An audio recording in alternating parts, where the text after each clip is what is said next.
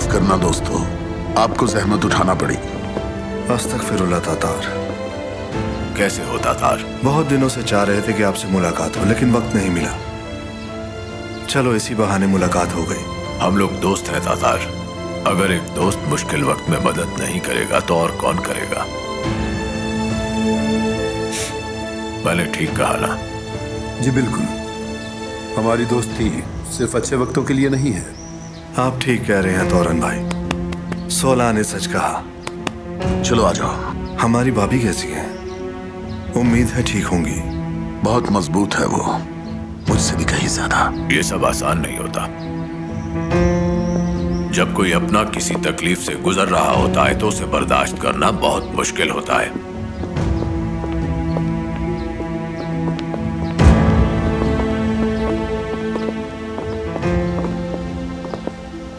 मुतादिद अफराद को कत्ल करने वाला यूसुफ पठान अभी तक कानून की गिरफ्त में नहीं आ सका। अपनी बीवी समेत 8 लोगों को कत्ल करने वाला यूसुफ पठान अभी तक फरार है। इस मामले से मुतालिक 2 खबरें सामने आती हैं। एक ये कि उसकी बीवी ने अदालत में तलाक की दरखास्त दे रखी थी। इस बार क्या आपने आमों का अचार नहीं डाला मीजान? अक्सर औकात तुम झगड़ा अचार रहता की बात करते हो, यहाँ पर हम लोग सब भूले बैठे हैं। इस लड़की के शौहर ने तो हमें दुनिया की हर चीज भुला दी। हमारे साथ तो शामिल अचार होगी क्या मिस है? अर्शिया। वक्त हो जाता है एक वक्त। आप लोग खाइए आराम से।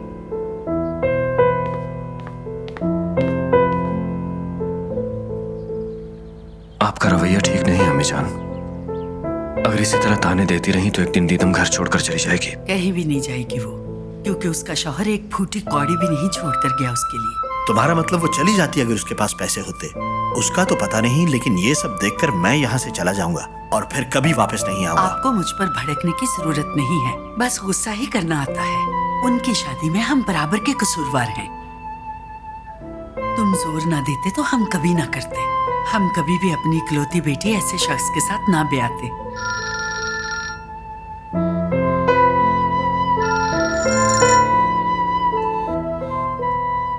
जी वकील साहिबा,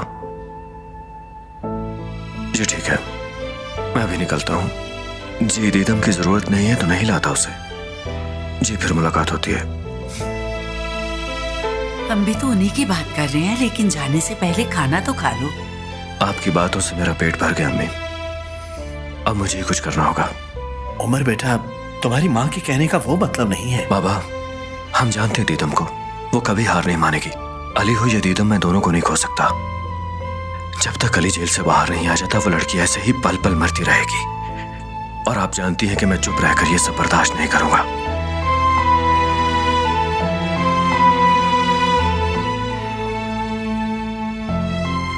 खाना खाएं आप लोग।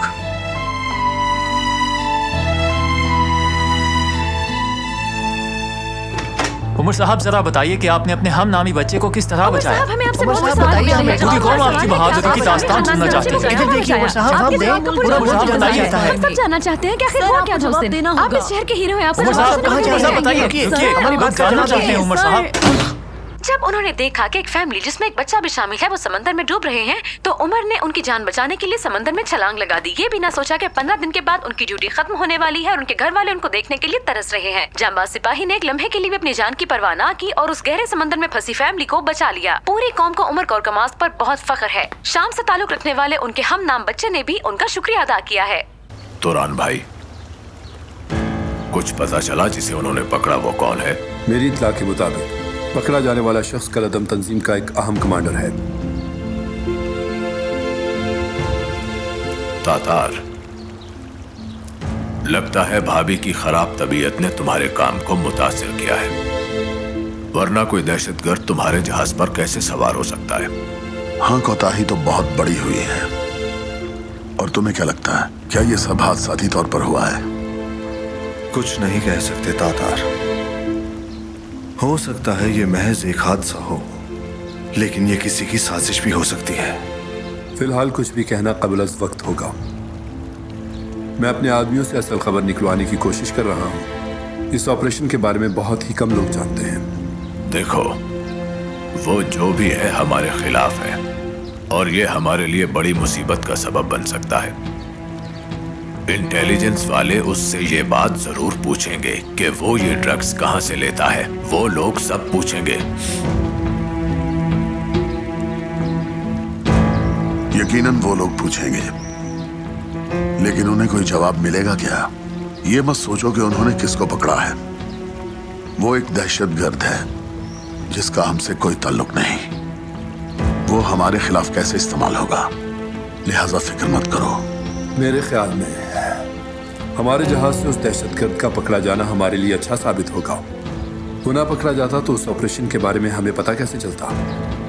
इस हरकत की वजह से हम लोग मुश्किल में फंस चुके हैं। अब नया वेंडर ढूंढने में टाइम लगेगा और हमारा शिपमेंट डिले होगा और हमें पता करना होगा कि कौन हमारा दुश्मन है।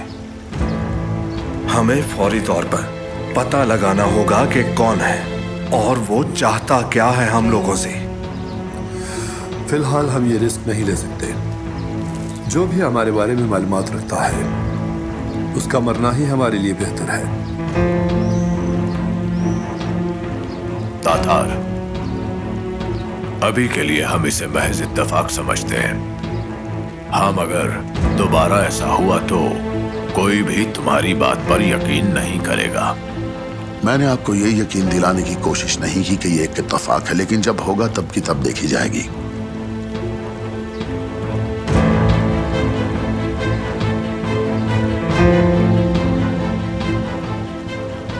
तातार, तुम इंसानी स्मगलिंग करते हो और मैं हथियार बेचता हूं। जहाज का पकड़े जाना मेरे लिए मुसीबत बन गया। अगर वो जान गए कि मैं हथियार किसे भेजता हूं तो सब खत्म हो जाएगा। समझ रहे हो ना तुम?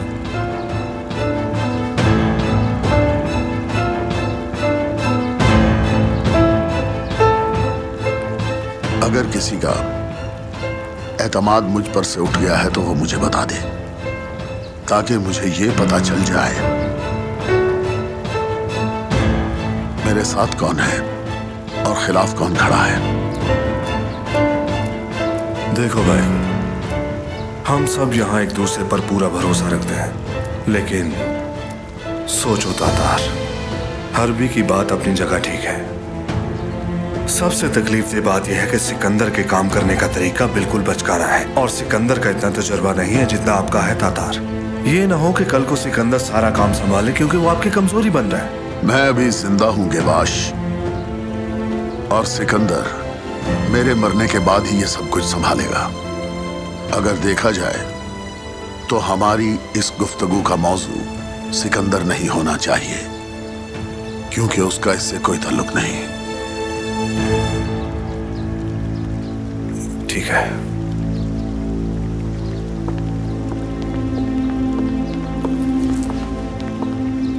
खुशामदीद, तशरीफ रखिए। तबीयत कैसी है आपकी? मैं ठीक हूँ हरबी भाई, बहुत शुक्रिया। अल्लाह आपको जल्दी सेहतयाब करे भाभी। आपका भी बहुत शुक्रिया गेवाश भाई। मीनास भाभी कैसी हैं? अच्छी है भाभी।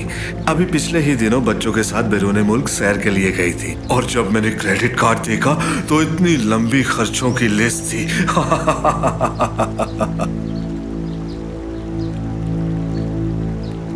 आपके आने से पहले ही मैं तातार से कह रहा था कि तुम भाभी की तबीयत को लेकर परेशान हो, पर परेशान होने की जरूरत नहीं। मैंने कहा हमारी भाभी चट्टान की तरह मजबूत है, ये बीमारी उनका कुछ नहीं बिगाड़ सकती। माशाल्लाह माशाल्लाह। आपका बहुत शुक्रिया। दोस्त मिलते रहे तो इंसान वैसे भी ठीक रहता है। क्या ख्याल है? जी बिल्कुल। आपका बेटा कैसा है? उसको तुर्की रास आया कि नहीं? कैसे रास आएगा, गेवाश की तरह उसकी बीवी भी फजूल खर्च है। वैसे आजकल वो कोई किताब छाप रहा है अपनी। सही कह रहे हैं। मेरे कहने के बावजूद आप डॉक्टर के पास नहीं गई। अगर मुझसे आप पूछते हैं तो तरुण भाई, मुझे घर में इलाज करवाने में या हॉस्पिटल के इलाज करवाने में कोई खास फर्क नहीं लगा। जो भी कह लें, ये घर पर इलाज मुझे समझ नहीं आता। तातार, तुम ही कुछ समझाओ इन्हें। भाई ये घर की मालकिन है, जो चाहती है वही होता है, और ये बात आप भी जानते हैं और मैं भी।